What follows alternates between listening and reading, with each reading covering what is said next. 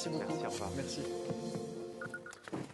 Bonsoir Linda. Bonsoir, ça vous va ou pas, cher, damoiselle? J'ai pris le risque. Bonsoir de demoiseaux. Absolument, on doit dire, je alors l'attendais celle-là. Comment allez-vous? Bien, et vous, ça Très va? bien. C'est pas trop compliqué là pour vous, ces grèves à répétition, ces manifestations contre la réforme des retraites?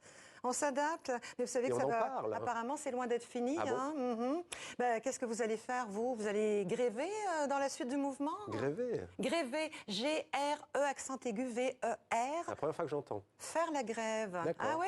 Rien à voir avec grever. Attention, grever sans accent, comme dans grever son budget, s'imposer une dépense trop lourde. Non, gréver, c'est un mot qui n'existe pas encore dans les dictionnaires officiels, mais qu'on entend de plus en plus souvent, qu'on lit sur Internet, par exemple, dans les commentaires, comme celui de ce lecteur qui dit « Entre les vieux qui veulent pas travailler, les jeunes qui sont fatigués avant de commencer, j'ai l'impression que personne ne veut plus bosser. Par contre, ils veulent tous gréver. » Alors non, pas tous, monsieur, si je peux me permettre, parce que dans les filières scientifiques de l'éducation, on ne peut pas gréver, déplore un étudiant, parce que nos profs sont sérieux. On a eu des cours de physique, de mathématiques, de SVT, de sciences aujourd'hui. Tous les profs sont arrivés. Donc, gréver ou ne pas gréver, moi, je me mêle pas de politique. Ce qui m'intéresse, ce sont les mots et leur sens. J'ai ainsi appris, Mohamed, que gréver n'est pas un mot nouveau. Ah. C'est un mot africain. D'accord. Oui, ce sont les Africains qui l'ont inventé il y a bien longtemps. Et c'est un mot qu'ils utilisent couramment.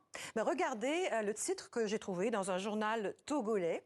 Voilà, gréver pour gréver ne sert à rien. Vous savez, les Africains ont l'habitude d'inventer des verbes. Ce sont les champions en la matière. Je pense à siester, cadoter, ambiancer. Souvenez-vous du magnifique vendredir, né pendant les manifestations du Irak, les vendredis en Algérie.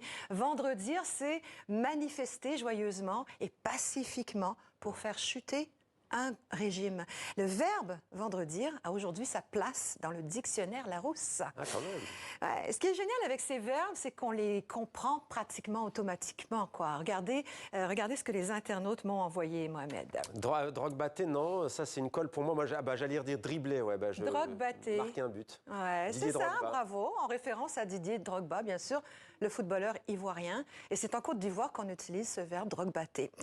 Moins flatteur, le verbe macroner. Avec un ou deux M, on voit les deux. Alors, macroner, c'est être un beau parleur, se montrer inquiet, mais ne rien faire.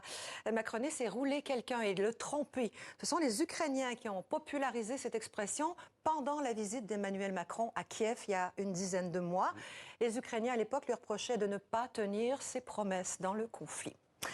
Reste à espérer qu'avec sa réforme des retraites, le président français ne soit pas en train de macroner les Français.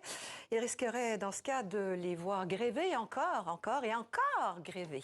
Merci beaucoup, Linda, de nous avoir parlé du mot gréver. En ce jour de grève, donc en France, contre la réforme des retraites. Bonne soirée à vous. Merci.